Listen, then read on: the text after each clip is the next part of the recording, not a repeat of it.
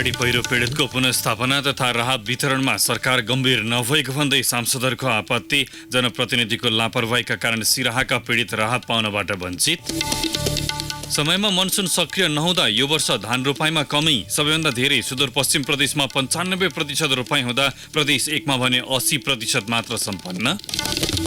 लामो समयको अन्तरालपछि एलपी ग्यासको मूल्य समायोजन। पेट्रोल, डिजेल र मट्टीतेलको मूल्य भने बढ्यो। जम्मू कश्मीरको विशेष अधिकार खोज्ने प्रावधान सहितको विधेयक भारतीय लोकसभाबाट बहुमतले पारित। अन्तर्राष्ट्रिय जगतले हस्तक्षेप नगरे परिणाम भयावह हुन सक्ने पाकिस्तानका प्रधानमन्त्री खानको चेतावनी। चीन पनि असन्तुष्ट। र मन्त्री परिषदबाट कार्यविधि स्वीकृत नहुँदा 13औं सागको तयारी प्रभावित। कार्यविधिकै कारण तयारी प्रभावित नभएको राखेप सदस्य सचिव सिलवालको भनाई। नमस्कार, कान्ति टाढीबाट साथै लक्ष्मी अनि तेजेन्द्रको समाचार अब विस्तारमा। सत्तारूढ तथा प्रतिपक्षी दलका सांसदले बाढी पहिरो पछिको राहत र उद्धारमा सरकार गम्भीर नभएको आरोप लगाएका छन्। प्रतिनिधि सभाको आजको बैठकको विशेष समयमा बोल्ने अधिकांश सांसदले साझा सूचीको क्षेत्राधिकारको विषयमा अल्झेर सरकारले बाढी पहिरो पीडितलाई राहत उपलब्ध गराउन नसकेको आरोप लगाएका हुन्। 2/3 सरकार हुँदा पनि जनताले राहतको महसुस गर्ने वातावरण बन्न नसक्नु दुःखद भएको उनीहरूको भनाइ छ। सत्तारूढ नेकपाका सांसद विरोध खतिवड़ाले केन्द्र सरकारका तर्फबाट बाढी पहिरो पीडितका लागि भएको राहत वितरणको बारेमा कुनै जानकारी नआएको बताउनुभयो। विधि र प्रक्रियागत रूपमा जाँदा ढिलो हुने हुँदा अर्थ मन्त्रालयले बाढी पीडितलाई उपलब्ध गराउन तत्काल नगरपालिकाका लागि 10 करोड र गाउँपालिकाका लागि 5 करोड विनियोजन गर्नुपर्ने बताउनुभयो। नेपाली कांग्रेसका अफ्ताब आलमले बाढी पीडित गाँसबासको पर्खाइमा रहँदा सरकार गैर जिम्मेवार बनेको आरोप लगाउनुभयो। राजपाका लक्ष्मणलाल कण्ठले बाढी पीडितको विषयमा गम्भीर हुन सरकारको ध्यानाकर्षण गराउनुभयो। रितेश त्रिपाठीले सरकारले कृषिमा आत्मनिर्भर हुने बताइरहँदा कृषकले पनि मलको अभाव खेपिरहेको बताउनुभयो। चिनी मिलले दिनुपर्ने भुक्तानी पनि नदिएको र सरकारले दिने भनिएको प्रति क्विन्टल 65 रुपैयाँ 28 पैसा पर्ने कृषकको हातमा नपुगेको बताउनुभयो। यसैबीच भू उपयोग विधेयकमा राष्ट्रिय सभाले गरेको संशोधन प्रतिनिधि सभाले स्वीकृत गरेको छ। आजको बैठकमा संशोधनमाथि छलफल गरेर सर्वसम्मतिले स्वीकृत भएको हो। प्रतिनिधि सभाले पारित गरेर पठाएको विधेयक राष्ट्रिय सभाले संशोधन गरेर पठाएपछि प्रतिनिधि सभामा सो संशोधनमाथि छलफल भएको हो। यस्तै आजको बैठकमा राष्ट्रिय सभाले सन्देश सहित पठाएको प्रमाण दोस्रो संशोधन विधेयक र राष्ट्रिय खेलकुद विकास विधेयक टेबल भएको छ। शिक्षा विज्ञान तथा प्रविधि मन्त्री गिरिराज मणि पोखरेलले मदन भण्डारी विज्ञान तथा प्रविधि विश्वविद्यालय विधेयक पेश गर्नुभएको छ। प्रतिनिधि सभाको अर्को बैठक भोलि बिहान 11 बजेका लागि बोलाइएको छ। जनप्रतिनिधिको लापरवाहीका कारण सिराहाका बाढी तथा डुवान पीडित राहत पाउनबाट वञ्चित भएका छन्। जनप्रतिनिधि सहितको टोलीले तथ्याङ्क संकलनका क्रममा आफन्त र कार्यकर्ताको समेत नाम राखेपछि वास्तविक पीडित राहत पाउनबाट वञ्चित भएका हुन्। जिल्ला विपद व्यवस्थापन समितिले बाढी पीडितको नामावली संकलन गर्न प्रहरी, रेडक्रस वडाध्यक्ष र वडाका प्रतिनिधि तथा स्थानीय राजनैतिक दलको प्रतिनिधित्व हुने गरी टोली बनाएर तथ्याङ्क संकलनमा परिचालन गरेको थियो। टोलीमा राजनैतिक दलका प्रतिनिधि र वडाध्यक्ष हावी भएको पाइएको छ। सखुवा ननकारकट्टी गाउँपालिका 1 का बाढी र डुवान पीडित परिवारलाई राहत सामग्री वितरण नगरी फर्जी पीडित बनाएर आफ्ना र दलका कार्यकर्तालाई राहत सामग्री वितरण गरेको आरोप लगाउँदै पीडितले वडा कार्यालय नै घेराउ गरेका छन्। सखुवा ननकारकट्टी गाउँपालिकाले 391 परिवार प्रभावित भएको जनाएको छ। औरही गाउँपालिका 2 तुलसीपुरमा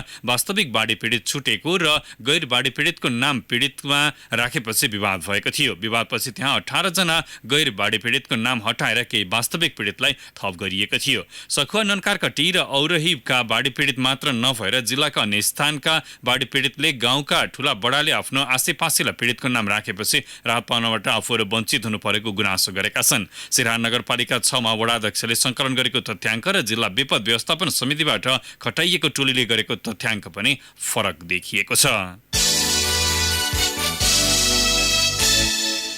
प्रदेश सरकारले सार्वजनिक र निजी साझेदारीमा 30 करोडसम्म लागतको परियोजना सञ्चालन गर्ने व्यवस्था गरेको छ।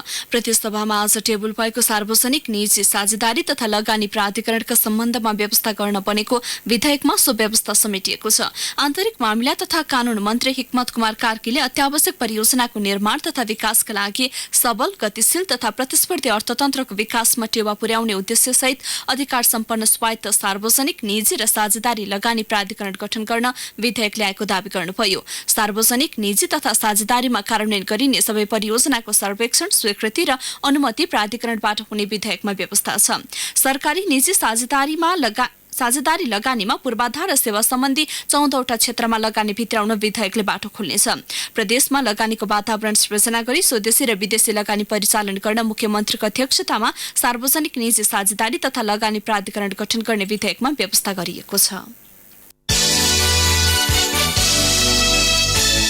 यस वर्ष धान रोपाईमा कमी आएको छ। गत आर्थिक वर्षको तुलनामा यो वर्ष धान रोपाई 3.62%ले घटेको कृषि विभागले जनाएको छ। कृषि विभागको बाली विकास तथा कृषि जैविक विविधता संरक्षण केन्द्र ललितपुरले सार्वजनिक गरेको यही साउन 18 गतेसम्मको तथ्याङ्क अनुसार यो वर्ष मुलुकभर 86% मात्र रोपाई सम्पन्न भएको छ। गत आर्थिक वर्षको सोही अवधिमा मुलुकभर 89.62% रोपाई भएको थियो। यो वर्ष सबैभन्दा बढी सुदूरपश्चिम प्रदेशमा 95.33% रोपाई भएको छ। यद्यपि गत आर्थिक वर्षको तुलनामा सुदूरपश्चिममा यो वर्ष 3.67% कम रोपाई भएको कृषि विभागले जनाएको छ। यो वर्ष कर्णाली प्रदेशमा 94.10%, प्रदेश 5 मा 88.86%, 3 मा 88.67, गण्डकीमा 88.59, प्रदेश 2 मा 81.99 र प्रदेश 1 मा 80.13% मात्र रोपाई भएको छ। गत वर्ष कर्णाली प्रदेशमा 91.55, प्रदेश 5 मा 91.38, गण्डकीमा 96.51, प्रदेश 3 मा 81.36, प्रदेश 2 मा 84.46 र प्रदेश 1 मा 86.29% रोपाई भएको थियो। प्रदेश 2 मा भने बाढीले खेतीयोग्य जमिन कटान गरेका कारण रोपाईमा केही कमी आएको विभागले उल्लेख गरेको छ। धान रोपाई हुने मुलुकभरका कुल 13,71,706 मध्ये यो वर्ष 11,79,688 हेक्टर क्षेत्रफलमा मात्र रोपाई भएको बाली विकास तथा कृषि जैविक विविधता संरक्षण केन्द्रले उल्लेख गरेको छ। सुनसरीको धरानस्थित बीपी कोइराला स्वास्थ्य विज्ञान प्रतिष्ठानका निलम्बित उपकुलपति राजकुमार रौनियारलाई विशेष अदालतले धरोटीमा रिहा गरेको छ। विशेष अदालतका अध्यक्ष बाबुराम रेग्मी तथा सदस्यद्वय द्वारिकामान जोशी र प्रमोद कुमार वैद्यको इजलासले रौनियारलाई 48 लाख धरोटीमा रिहा गरेको हो। रौनियारका भतिज डाक्टर रामहरि रौनियार पनि 10 लाख धरोटीमा छुटेका छन्। अख्तियारले रौनियार द्वय विरुद्ध प्रतिष्ठानको भवन निर्माण गर्ने ठेकेदारसँग पटक पटक गरी 1,25,00,000 घुस लिएको अभियोगमा मुद्दा चलाएको थियो। अख्तियारले उनीहरूलाई 8 लाख रुपैयाँ घुससहित समातेको थियो। पाठ्यक्रम विकास केन्द्रले आगामी शैक्षिक सत्रदेखि लागू हुने गरी कक्षा 11 र 12 को पाठ्यक्रम परिवर्तन गर्ने भएको छ। हरेक 10 वर्षमा पाठ्यक्रम परिवर्तन गर्ने नीति अनुसार सो तयारी थालिएको केन्द्रका निर्देशक गणेश भट्टराईले बताउनुभयो। कक्षा 11 र 12 मा अनिवार्य तर्फको विषय परिमार्जन गरिसकिएको र ऐच्छिक अन्तर्गत 40वटा विषयका पाठ्यक्रम परिवर्तनको काम जारी रहेको निर्देशक भट्टराईको भनाइ छ। अनिवार्य विषय पढ्न पर्नेमा जीवनोपयोगी सिप, सामाजिक अध्ययन जस्ता विषयहरूलाई प्रस्ताव गरिएको छ र ऐच्छिक विषयमा पनि समसामयिक केही विषयहरू पहिले भएभन्दा बढी थप विषयहरू आउँछन् र बुढौली शिक्षा जस्ता विषयहरू, कानुनका केही विषयहरू, थप विषयहरू पनि आउनेवाला छन्। हामी त्यसमा काम गरिरहेका छौँ। आगामी वर्ष चाहिँ हामीले परिमार्जनको कामलाई लिएर विद्यालयसम्म जान सक्छौँ कि भनेर अहिले काम गरिरहेको अवस्था हो। यसअघि 2064 सालमा पाठ्यक्रम परिमार्जन भएको थियो। आगामी वर्षदेखि कक्षा 1 मा नयाँ पाठ्य पुस्तक जाने तथा त्यसपछिका माथिल्लो कक्षाका पाठ्यक्रमलाई क्रमशः आउने वर्षहरूमा परिवर्तन गर्दै लाने केन्द्रको तयारी छ। हरेक वर्ष पाठ्यक्रम अध्यावधि गर्ने 5 वर्षमा सामान्य परिवर्तन तथा 10 वर्षमा पूर्ण परिवर्तन गरिदिएको छ। शिक्षक विद्यार्थी तथा सरकारवालाबाट प्राप्त सुझावका आधार मा पाठ्यक्रम परिमार्जन हुने गरेको छ। नयाँ पाठ्यक्रम अनुसार नेपाली 50 र अंग्रेजी 100 पूर्णाङ्कको हुनेछ। सूचना अधिकारी भट्टराईले कक्षा 9 र 10 का विषयसँग पनि मिल्ने गरी पाठ्यक्रम परिवर्तन गर्न थालिएको बताउनुभयो। कक्षा 11 र 12 मा 156वटा विषयमा पढाइ हुने गरेको छ। यसअघि कक्षा 11 र 12 लाई समेत माध्यमिक तह मानेपछि केन्द्रले पहिलो पटक पाठ्यक्रम परिमार्जन गर्न लागेको हो। कान्तिपुर डायरीमा अब ब्रेकको पालो। ब्रेकपछि बाँकी प्रसङ्ग। मेची अञ्चलका पहाडी जिल्लाका खोला नालामा उत्पादित बिजुली केन्द्रीय प्रसारण लाइनमा जोड्न निर्माण गरिएको काबेली करिडोरको काम पूरा भएको छ। काम सकिएसँगै ताप्लेजुङको सिवानी हाइड्रोमा उत्पादित बिजुली 5 थरको अमरपुर स्थित करिडोरको तेस्रो सब स्टेसनमा ल्याएर चार्ज गर्दै हिजोदेखि परीक्षण थालिएको छ। थप विवरण सहित 5 थर सहकर्मी लक्ष्मी गौतम। सन् 2011 मा निर्माण सुरु गरिएको काबेली करिडोरको काम 9 वर्षपछि सकिएको हो। नेपाल विद्युत प्राधिकरण प्राधिकरणले विभिन्न निर्माण कम्पनीसँग सहकार्य गर्दै काबेली करिडोर निर्माण प्रक्रिया अगाडि बढाएको थियो। सन् 2015 मै निर्माण सकेर पाँचथर, इलाम र ताप्लेजुङ जिल्लाका खोला नालामा उत्पादन भएको बिजुली केन्द्रीय प्रसारणमा जोड्ने उद्देश्यले काम सुरु गरिए पनि निर्माण व्यवसायी कम्पनीले बन्द, हडताल, नाकाबन्दी र स्थानीयको अवरोधको कारण देखाउँदै 4 वर्ष ढिला गरेर काम सकेका हुन्। निर्माण कम्पनी ज्याकर ओभरसिजका महाप्रबन्धक Santosh Singh, We have started this project long back in 2011, and due to various issues, this project has got delayed. And those delays are attributable majorly to the local issues which we had faced in Siddhidunka area as long as for 3 years. Also, there are some issues of forest clearances which was long pending with NEA. Together with NEA, we have completed this project. 2 अर्ब 74 करोडको लागतमा निर्माण गरिएको करिडोरको काम सकिए लगत्तै पाँचथर, हेमा खोला, खोरङ्गा खोला र माउन्टेन हाइड्रोमा उत्पादित 38 मेगावाट सँगै ताप्लेजुङको शिवानी हाइड्रोमा उत्पादित 5 मेगावाट बिजुली केन्द्रीय प्रसारणमा जोडिएको छ। यो सँगै इलाम, पाँचथर र ताप्लेजुङमा 200 मेगावाट हाराहारी क्षमताका ठूला साना आयोजना निर्माण भइरहेका छन्। काबेली करिडोरका आयोजना प्रमुख दिपेन्द्र द्विवेदी, खेत जाने अवस्था छैन। स्वतन्त्र ऊर्जा प्रवर्तकहरूले जुन बेला पनि आएर राष्ट्रिय प्रणालीमा अनुरोध गरेको खण्डमा उहाँको बिजुली हामी यहाँबाट चाहिँ समाहित गर्दैछौँ। यहाँबाट फिल्म थपाटार हुँदै डाइरेक्ट हामी दमकमा पावाजुङ सब स्टेसन हाम्रो राष्ट्रिय प्रणाली छ, त्यो हामी जोड्छौँ, जुन चाहिँ पुरै देशभरिमा चाहिँ काम लाग्छ र समाहित हुनेछ। करिडोर मार्फत सबै आयोजनामा उत्पादित बिजुली केन्द्रीय प्रसारण लाइनमा जोड्ने आधार तयार भएको छ। यस क्षेत्रका सबै आयोजना सञ्चालनमा आएपछि मेची अञ्चलका पहाडी जिल्लाबाट 200 मेगावाट बिजुली केन्द्रीय प्रसारण लाइनमा जोडिने नेपाल विद्युत प्राधिकरणले जनाएको छ। प्राधिकरणका इन्जिनियर सुशान्त ठाकुर, यसले चाहिँ अब अहिले हामी लोड सेडिङ अन्त्य गर्ने त्यसमा लागिसकेको खण्डमा चाहिँ धेरै हदसम्म लोड सेडिङ अन्त पनि भइसकेको छ। थप यसलाई अब अरू ठाउँमा चाहिँ कसरी प्रयोग गर्न सकिन्छ त्योतिर अब यहाँ हामी जति पनि यो उत्पादन भएको बिजुलीहरू जोड्न पायौँ भने चाहिँ कन्ट्रीको कन्जम्सनलाई एक्सेस एनर्जीहरू चाहिँ थप अरू कति एक्सपोर्ट गर्न सकिन्छ कि होइन, त्यहाँबाट आएको स्रोतहरू खोज्न सक्छौँ। इकोनोमिक डेभलपमेन्टमा चाहिँ देश। झापाको लखनपुरदेखि इलामको गोदक र पाँचथरको फिरिम हुँदै अमरपुर जोड्ने काबेली करिडोर निर्माणका लागि भारतीय कम्पनी ज्याकर ओभरसिज र नेपालको आशिका कन्स्ट्रक्सनले संयुक्त रूप काम गरेका थिए। 3 करोड 10 लाख अमेरिकी डलर अनुमानित लागत रहेको आयोजना नेपाल सरकार तथा विद्युत प्राधिकरणको लगानी र विश्व बैंकको सहुलियतपूर्ण ऋणमा निर्माण भएको हो। करिडोर सञ्चालनमा आएसँगै यस क्षेत्रका विद्युत उत्पादकहरू उत्साहित भएका छन्। रेडियो कान्तिपुरका लागि लक्ष्मी गौतम, फिदिम, पाँचथर। प्रदेश 1 को राजधानी विराटनगरमा रहेको विषादी अवशेष द्रुत विश्लेषण प्रयोगशाला प्रभावहीन बनेको छ। सञ्चालनमा आएको 3 साता बितिसक्दा पनि विषादी प्रयोगशाला संघीय र प्रदेश सरकार बीच अधिकार क्षेत्रको विवादका कारण प्रभावहीन देखिएको हो। गत असार 25 गतेदेखि सञ्चालनमा आएको सो प्रयोगशालामा 1 महिनाको अवधिमा केवल 30 वटा भारतबाट आयातित तरकारीको नमुना मात्र परीक्षण भएको छ। प्राविधिक र प्रविधिको अभावका कारण 2 घण्टाभित्र 15 वटा मात्र नमुना परीक्षण गर्न सक्ने प्राविधिक सहायक घनश्याम बरालले बताउनुभयो। कृषि तथा पशुपन्छी विकास मन्त्रालयले सो प्रयोगशालालाई मान्यता नदिएका कारण भन्सार कार्यालयले विषादी परीक्षणका लागि तरकारीको नमुना उपलब्ध नगराएको उहाँले बताउनुभयो। प्रदेश सरकारले सुनसरीको धरान स्थित अमरहाट कृषि बजारमा थप 3 वटा विषादी अवशेष द्रुत विश्लेषण प्रयोगशाला सञ्चालन गर्ने तयारी गरेको छ। आगामी दशैंसम्ममा 25 लाख रुपैयाँको लागतमा विषादी परीक्षण गर्ने क्षमता सहितको प्रयोगशाला सञ्चालनको तयारी गरिएको हो। चैतसम्म प्रदेशकै भूमि व्यवस्था, कृषि तथा सहकारी मन्त्रालय अन्तर्गतको बाली संरक्षण प्रयोगशालाको मातहतमा 1 करोड 86 लाख लागतमा घिउ र तेल लगायतको खाद्य पदार्थको गहन एवं जटिल परीक्षण गर्न सक्ने अत्याधुनिक प्रयोगशाला ग्यास क्रोमाटोग्राफी स्थापना हुने भएको छ। यसपछि अहिलेको विषादी परीक्षण प्रयोगशालालाई मोबाइल प्रयोगशालाका रूपमा प्रयोग गर्ने मन्त्रालयका सचिव हस्तबहादुर विष्टले बताउनुभयो। प्रदेश सरकारले उपकरण सहित 75 लाख रुपैयाँमा माटो परीक्षण घुम्ती प्रयोगशाला खरिद गरेको जानकारी दिँदै आगामी असोजदेखि किसानको खेतैको माटो निशुल्क रूपमा परीक्षण सेवा दिने उहाँले बताउनुभयो।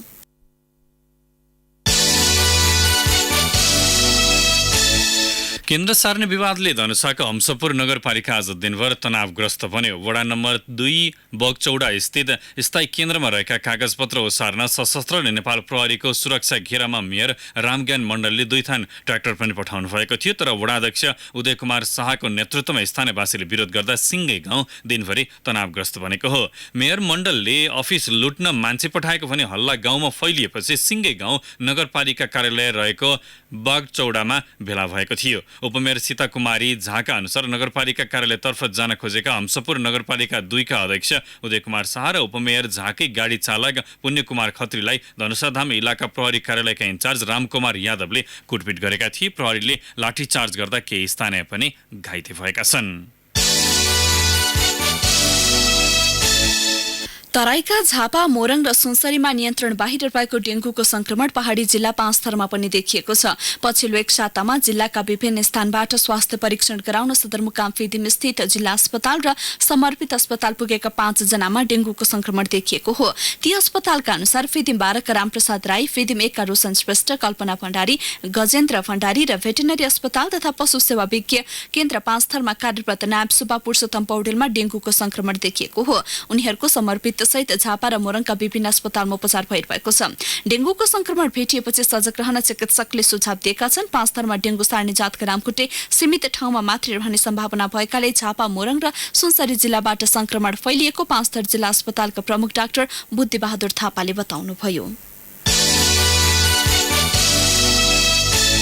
अब केही समाचार संक्षेपमा। सर्वोच्च अदालतले एनसेलको कर विवादमा निर्णय सुनाउने मिति फेरि सारेको छ। आज निर्णय सुनाउने मिति तोकिएकोमा सर्वोच्चले आगामी साउन 30 गते निर्णय सुनाउने गरी अर्को मिति तय गरेको हो। नेपाली कांग्रेसका सभापति शेरबहादुर देउवाले प्रधानमन्त्री केपी शर्मा ओलीले सत्ता कब्जा गर्न खोजेको आरोप लगाउनु भएको छ। पोखरामा आयोजित एक कार्यक्रममा सभापति देउवाले अनुचित विधेयक ल्याएर प्रधानमन्त्री ओलीले सत्ता कब्जा गर्न खोजेको आरोप लगाउनुभयो। उहाँले संसदमा प्रस्तुत हुने गलत विधेयक विरुद्ध संसदमै कडा प्रतिकार गर्ने चेतावनी दिनुभयो। नेपाली कांग्रेसको भोलि बस्ने भनेको केन्द्रीय कार्य समितिको बैठक आगामी आइतबारसम्मका लागि स्थगित भएको छ। छाडा गाई गोरुले बजारमा शास्ति दिएपछि दाङका स्थानीय तहले घोराही उपमहानगरपालिका वडा नम्बर 2 को चाक्ली खाटमा लगेर राख्न थालेका छन्। बजारमा भेटिएका चौपाया संकलन गरी स्थानीयवासीलाई रेखदेख गर्ने जिम्मा दिएको नगर प्रमुख नरुलाल चौधरीले बताउनुभयो। र नेपाल वायु सेवा निगमले ताप्लेजुङको सुकेटार विमानस्थलमा Y12 जहाजको आज परीक्षण उडान गरेको छ। परीक्षण उडान सफल भएसके अब नियमित उडान गरिने निगमले जनाएको छ। उता लामो समयदेखि अनियमित उडानको समस्या झेल्दै आएको दाङको टरीगाउँ विमानस्थलमा भोलिदेखि दैनिक 2वटा उडान हुने भएका छन्। कान्तिपुर डायरीमा अब तनहुँ डायरीको पालो। तनहुँ डायरीबाट प्रताप राणा मगरको नमस्कार। तनहुँको म्याग्दे गाउँपालिका 5 थाङदीमा रहेको झरनाले धेरैको मन लोभ्याएको छ। त्यसैले त यहाँ आन्तरिक पर्यटकको घुइँचो लाग्न थालेको स्थानीय कान्छीबराई टोल विकास संस्थाकी अध्यक्ष नयामाया थापाले बताउनु भयो। झरना हेरेपछि आनन्द र खुसी भएर फर्कने गरेका छन्। स्थानीय झरनालाई पर्यटकीय गन्तव्य बनाउने र वनभोज स्थलको रूपमा विकास गर्ने योजना पनि छ। झरना नजिकै सार्वजनिक जग्गा भएकाले पूर्वाधार विकासका लागि गाउँपालिकासँग बजेट माग गर्ने उहाँले बताउनु भयो। स्थानीय तहले हरेक ओडामा ओडा स्वास्थ्य इकाइ कार्यालय सञ्चालन गरेर स्वास्थ्य सेवा प्रदान गर्न थालेका छन्। तनहुँको भीमात नगरपालिका ओडा नम्बर 5 रिसिङ पाटनमा पनि ओडा स्वास्थ्य इकाइ मार्फत स्वास्थ्य सेवा प्रदान गर्न थालेको हो। ओडा स्वास्थ्य इकाइ कार्यालयको उद्घाटन गर्नुहुँदै भीमात नगरपालिकाका नगर प्रमुख मेघबहादुर थापाले स्वास्थ्य सेवा प्रवाहले जनताको प्रत्यक्ष स्वास्थ्य उपचारका लागि फाइदा पुग्ने बताउनु भयो। तनहुँको व्यास नगरपालिका क्षेत्रमा रहेका सामुदायिक होमस्टे सञ्चालकहरू एकीकृत भएका छन्। सामुदायिक होमस्टे सञ्चालकहरूको भेलाले व्यासनगर स्तरीय सामुदायिक होमस्टे सञ्जाल तदर्थ समिति गठन समेत गरेको हो। आप्सरा दलित सामुदायिक होमस्टेका अध्यक्ष रेशम विकको संयोजकत्वमा नगरपालिका भित्रका होमस्टे सञ्चालकहरू सदस्य हुने गरी उक्त तदर्थ समिति गठन गरेको छ। तनहुँको शुक्ला गण्डकी नगरपालिकाका नगर प्रमुख किसान गुरुङले आफूले पाउने आधा तलब सामाजिक कार्यमा खर्च गर्नुभएको छ। निर्वाचित भएदेखि उहाँले आफ्नो आधा तलब नलिने घोषणा गर्नुभएको थियो। कर कटाएर वार्षिक 4,15,800 रुपियाँ पाउने गरेको छ। त्यसको आधा रकम नगरपालिकाको विपद कोषमा जम्मा गराउनु भएको थियो। त्यसपछि उहाँले विपन्न र लक्षित वर्गका बालबालिकालाई छात्रवृत्ति दिँदै आउनु भएको छ। हस्त तनहुँ डायरी आजलाई यति नै। प्रताप राणा मगरलाई बिदा दिनुहोस्। नमस्कार। तनहुँ डायरीपछि कान्तिपुर डायरीमा पुनः ब्रेकको पालो।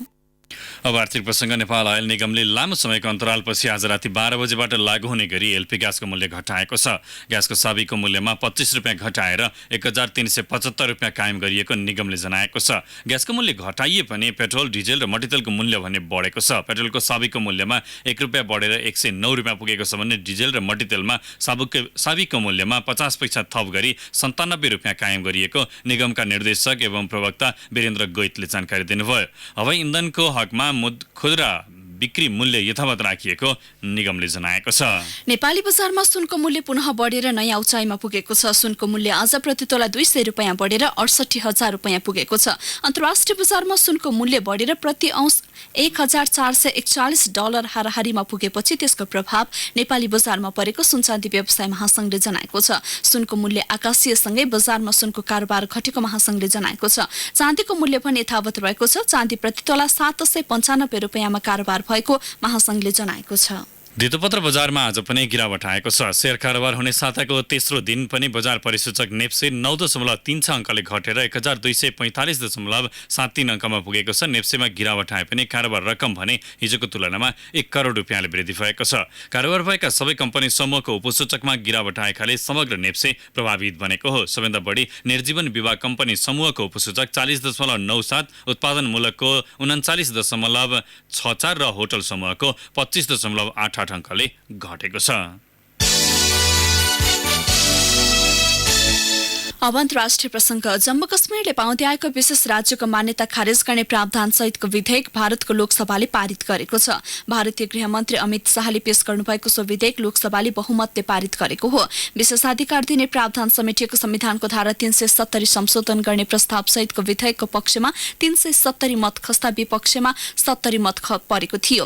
सो विधेयकमा राष्ट्रपति राजनाथ कोविन्दले प्रमाणीकरण गरेसँगै कार्यान्वयनमा आउनेछ। विधेयकमाथिको छलफलका क्रममा गृहमन्त्री शाहले जम्मू कश्मीरलाई भारतको अभिन्न अंग बनाउन अब कुनै कानूनले नरोक्ने बताउनुभयो। यो विधेयक भारतको स्वर्णिम इतिहासको हिस्सा भएको उहाँको भनाइ थियो। संविधानको अनुच्छेद 370 लाई निष्प्रभावी बनाउने प्रस्ताव राज्यसभाबाट पनि पारित भइसकेको छ। राज्यसभामा विधेयकको पक्षमा 125 र विपक्षमा 61 मत खसेको थियो। राज्यसभामा भने विधेयकको पक्षमा 125 र विपक्षमा 61 मत खसेको थियो। विपक्षी दलहरूले पनि विधेयकको विरोध गरेका छन्। जनता दल युनाइटेड जेडीयूले विधेयकको विरोध गर्दै लोकसभा बैठक नै बहिष्कार गरेको छ। जेडीयूका ललन सिंहले आतंकवाद विरुद्ध लड्नु आजको आवश्यकता भएको भन्दै धारा 370 लाई सरकारले चलाउन आवश्यक नरहेको बताउनुभयो। कांग्रेसका पूर्व अध्यक्ष राहुल गान्धीले ट्वीट गर्दै सरकारको निर्णयले राष्ट्रिय सुरक्षा नै खतरामा पर्ने उल्लेख गर्नुभएको छ। यस्तै मनिष तिवारीले सरकार संविधानमाथि नै खेलवाड गरेको आरोप लगाउनुभयो। डीएमके का टीआर बालुले संविधानको 370 धारा खारेज गरी भविष्यमा संकट निम्ताउन सक्ने बताउनुभयो। पाकिस्तानका प्रधानमन्त्री इमरान खानले जम्मू कश्मीरको मुद्दामा अन्तर्राष्ट्रिय जगतले हस्तक्षेप नगरी परिणाम भयावह हुने चेतावनी दिनुभएको छ। जम्मू कश्मीर मदनाग स्थित मोडमा पुगेको भन्दै यसलाई फेरि सुन्नु होला। जम्मू कश्मीर मुद्दा गम्भीर मोडमा पुगेको भन्दै उहाँले समझदारीबाट समस्याको समाधान नभए समग्र मानव जाति माथि नै खतरा उत्पन्न हुन सक्ने चेतावनी दिनुभयो। भारतीय सत्तारूढ पार्टी भाजपाको रवैया पछिल्लो समय हिटलरको नाजी पार्टीभन्दा अलग नभएको उहाँको टिप्पणी थियो। पाकिस्तानी संसदमा सम्बोधन गर्दै प्रधानमन्त्री खानले भन्नुभयो, भारतमा अब पुलवामामा जस्तै आक्रमण हुन सक्छ र त्यो आक्रमण कश्मीरकै जनताले गर्नेछन्। अब ठूलो नरसंहार हुने खतरा उब्जिएको छ। भारत सरकारले संविधान, अदालतको फैसला तथा संयुक्त राष्ट्र संघका प्रावधानको विपक्षमा गएर निर्णय लिएको भन्दै प्रधानमन्त्री खानले यसको परिणाम गम्भीर हुन सक्ने उल्लेख गर्नुभएको हो। विशेष राज्यको मान्यता खारेज गरी 2 अलग राज्य बनाउने भारत सरकारको निर्णयप्रति चीनले असन्तुष्टि जनाएको छ। बेजिङ आज पत्रकार सम्मेलन गर्दै चीनको परराष्ट्र प्रवक्ता वा छुइङले चीन भारत सीमा क्षेत्रको पश्चिमी भागको चीनिया भूखण्डलाई भारत शासित क्षेत्रको परिधिमा राखेकोमै चीनले उहिलेदेखि विरोध गर्दै आइरहेको बताउनुभयो। भारत सरकारले घोषणा गरेको लद्दाख केन्द्र शासित क्षेत्र हुने बारे उहाँले चीनको भूभागसँग सम्बन्धित रहेको सो क्षेत्र सम्बन्धी पत्रकारको जिज्ञासामा प्रवक्ता वाले भन्नुभयो, चीनले सधैँ नै भारतको सो प्रकृतिको विरोध गर्दै आएको छ र यसमा चीन सदैव अडिग निश्चय र कसैसँग पनि अपरिवर्तनीय धारणामा उभिएको छ। सीमा समस्याका सन्दर्भमा विगतमा भएका सहमतिको पालना गर्नुपर्ने बताउँदै प्रवक्ता वाले सतर्कतापूर्वक बोली र व्यवहारमा गम्भीर हुन भारत सरकारलाई आग्रह गर्नुभयो। फिलिपिन्समा डेंगूको महामारी फैलिएको छ। संक्रमितको संख्या उल्लेख्य बढेपछि त्यहाँको सरकारले राष्ट्रिय डेंगू महामारी घोषणा गरेको छ। लामखुट्टेको टोकाइबाट हुने डेंगू संक्रमणबाट यो वर्ष मात्रै 622 जनाको मृत्यु भएपछि फिलिपिन्समा महामारी घोषणा गरिएको त्यहाँको स्वास्थ्य विभागले जनाएको छ। गत जनवरीदेखि जुलाईसम्म 1,46,000मा डेंगूको संक्रमण देखिएको थियो, जुन अघिल्लो वर्षको तुलनामा 98% बढी हो। अब खेल समाचार। दक्षिण एसियाली खेलकुद शाख सञ्चालनको कार्यविधि मन्त्री परिषदमा अड्किएपछि प्रतियोगिताको तयारी प्रभावित बनेको छ। पछिल्लो मन्त्री परिषद बैठकमा छलफल भए पनि स्वीकृत नभएपछि आर्थिक कारोबारका साथै खेलाडीहरूको तयारी पनि प्रभावित भएको हो। यद्यपि राष्ट्रिय खेलकुद परिषदका सदस्य सचिव रमेश सिल्वाले कार्यविधिका कारण कुनै पनि काम प्रभावित नहुने दावी गर्नुभयो। रेडियो कान्तिपुरसँग कुरा गर्दै सदस्य सचिव सिल्वालले अन्य शीर्षकबाट रकमान्तर गरेर भए पनि तयारीलाई तीव्रता दिएको बताउनुभयो। उहाँले भन्नुभयो, कार्यविधिकै कारण तयारीमा कुनै असर भएको छैन। यो अवस्थाप्रति राखे पश्चात सचेत छ। मिडियाले आफ्नो कर्तव्य मात्र निभाएका हुन्। प्रधानमन्त्री फर्के लगतै कार्यविधि स्वीकृत हुन्छ। मन्त्री परिषदमा कार्यविधि अड्किएपछि साग सम्पन्न गर्नुपर्ने विभिन्न 15 समिति गठनको प्रक्रिया समेत अन्यलमा परेको छ। सदस्य सचिव सिल्वाले 10-15 दिनमै समिति गठन भई काम थप गतिमा अघि बढ्ने उल्लेख गर्नुभयो। यसैबीच आसन्न 13 दक्षिण एसियाली खेलकुद प्रतियोगिताको बजेट वृद्धि हुने भएको छ। यसअघि प्रस्ताव गरिएको 5 अर्ब 26 करोडको बजेटले नपुग्ने भन्दै 7 देखि 8 अर्बको बजेटको प्रस्तावको तयारी राखेपले गरेको छ। पूर्वाधार निर्माणका लागि तेस्रो मुलुकबाट सामग्री आयातको कारण देखाउँदै राखेपले बजेट बढाउन प्रस्ताव गर्न लागेको हो।